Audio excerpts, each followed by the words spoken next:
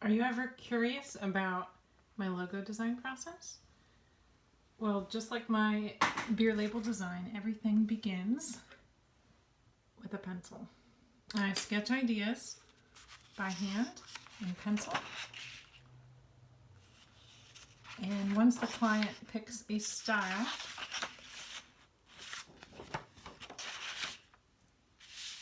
then I begin illustrating that design on the iPad. So this is digital art drawn on the iPad Pro with my Apple Pencil. So I brought in my pencil sketch and began drawing it on the iPad. The next step is to bring it into Adobe Illustrator. So this is Illustrator, and I have the layer from Procreate, the opacity turned down, so I can basically trace over it with this is what I'm using, the pen tool in Illustrator.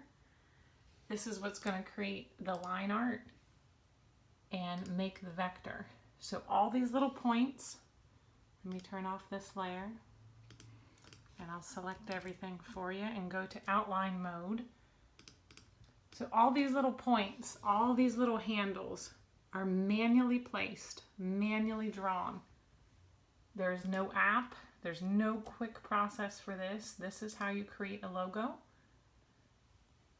And this is why logos cost what they do, because it is a creative process that is drawn by hand. It is not clip art.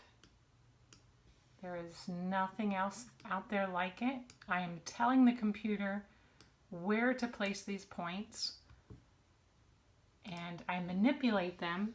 You see how this one is not smooth? This is an anchor point that needs two handles on it. You have to manually drag these out to smooth out your curves.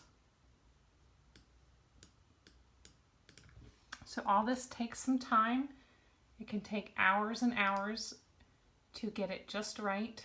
Once I create the outline, then I'm going to go through and thicken this line up. I'll do a quick example here. So I'm going to go Object, Path, Outline Stroke. So that outlines that stroke so it's thicker. So I can take my Direct Select tool and go in here and pull out the handles to thicken up the lines. So that's how I'll create these depths and then start filling and creating different colors. So it is a step-by-step manual process of placing these Bezier points, curves, and paths in Adobe Illustrator to create that high-res vector. So what you saw on the iPad is digital art. You're not going to have the paths, so you're not going to be able to cut vinyl out of it or have it embroidered.